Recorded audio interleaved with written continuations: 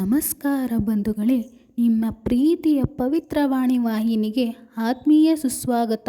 ಬಂಧುಗಳೇ, ನಾವು ದಿನನಿತ್ಯ ಮನೆಯಲ್ಲಿ ದೇವರಿಗೆ ದೀಪ ಹಚ್ಚಿ ನೈವೇದ್ಯ ಇಟ್ಟು ಶ್ರದ್ಧೆಯಿಂದ ಪೂಜೆ ಮಾಡುತ್ತೇವೆ.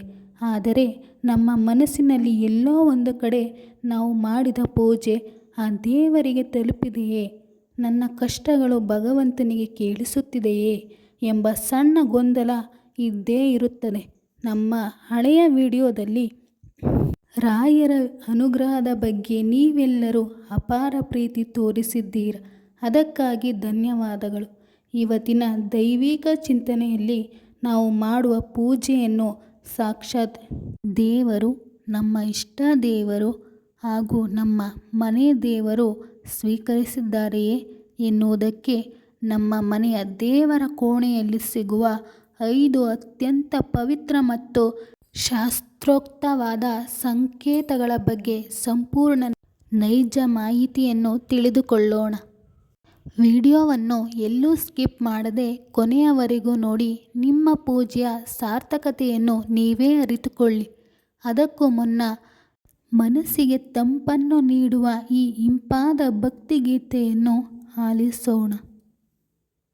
ದೀಪವ ಹಚ್ಚಿ ಆರಾಧನೆ ಮಾಡಿದೆ ನಿನ್ನ ಸನ್ನಿಧಿಗೆ, ಹೂವನ್ನು ಮುಡಿಸಿ ಬೇಡಿದೆ ತಂದೆಯೇ ನಮ್ಮಯ ಬಾಳಿಗೆ, ನಾ ಮಾಡಿದ ಪೂಜೆ ತಲುಪಿತೆ ನಿನ್ನ ಪಾದಕ್ಕೆ, ಸಂಕಟ ನೀಗೆ ಸನ್ಮಾರ್ಗ ತೋರೋ ದೇವನೇ.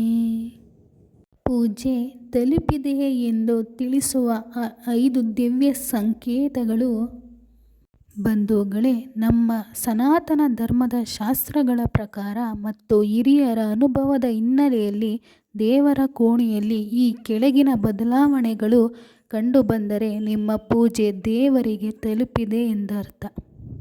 ಮೊದಲನೆಯ ಸಂಕೇತ, ದೀಪದ ಜ್ಯೋತಿಯು ಸ್ಥಿರತೆ ಮತ್ತು ದೈವಿಕ ರೂಪ.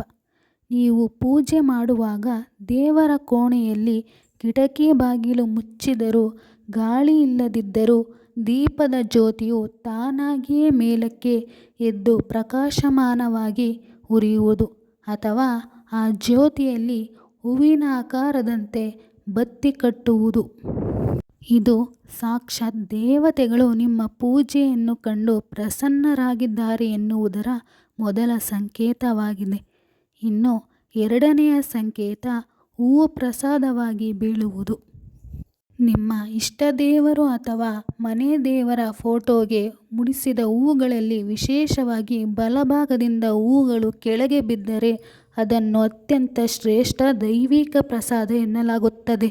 ನೀವು ಮನಸ್ಸಿನಲ್ಲಿ ದೇವರೆದುರು ನಿಮ್ಮ ಕಷ್ಟವನ್ನು ಹೇಳಿಕೊಳ್ಳುತ್ತಿರುವಾಗ ಅಥವಾ ಪೂಜೆ ಮುಗಿಸಿ ಕೈ ಮುಗಿಯುವಾಗ ಹೂವು ಕೆಳಗೆ ಬಿದ್ದರೆ ನಿಮ್ಮ ಪ್ರಾರ್ಥನೆ ದೇವರಿಗೆ ತಲುಪಿದೆ, ಶೀಘ್ರದಲ್ಲೇ ನಿಮ್ಮ ಕಷ್ಟ ನಿವಾರಣೆಯಾಗುತ್ತದೆ ಎಂದರ್ಥ.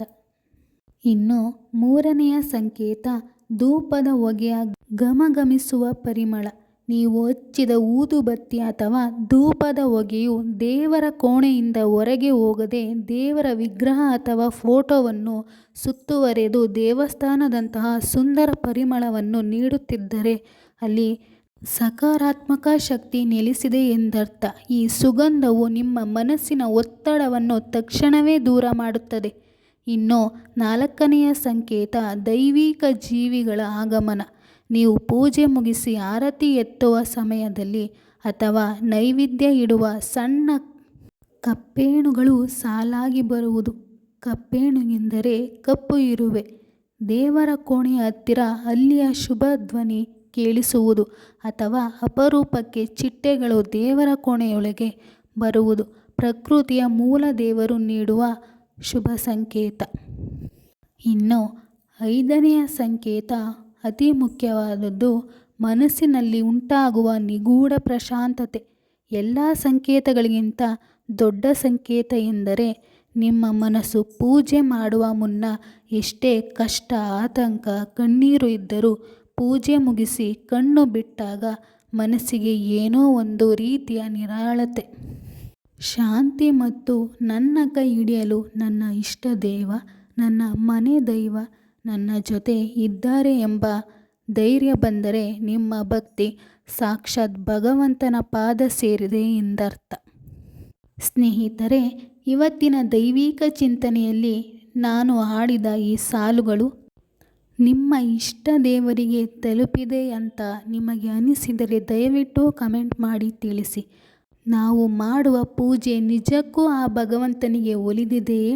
ನಾವು ಸರಿಯಾದ ಹಾದಿಯಲ್ಲಿದ್ದೇವೆ ಅನ್ನೋದು ನಮ್ಮ ಮನಸ್ಸಿನ ನೆಮ್ಮದಿಯೇ ನಮಗೆ ಸಾಕ್ಷಿಯಾಗಿ ನುಡಿಯುತ್ತದೆ. ನಿಮಗೂ ಇಂತಹ ದೈವಿಕ ಅನುಭವಗಳು ಅಥವಾ ಕನಸುಗಳು ಎಂದಾದರೂ ಆಗಿದ್ದರೆ ನಿಮ್ಮ ಆ ಪವಿತ್ರವಾದ ಅನಿಸಿಕೆಯನ್ನು ನನ್ನೊಂದಿಗೆ ಕಮೆಂಟ್ ಬಾಕ್ಸಿನಲ್ಲಿ ಹಂಚಿಕೊಳ್ಳಿ.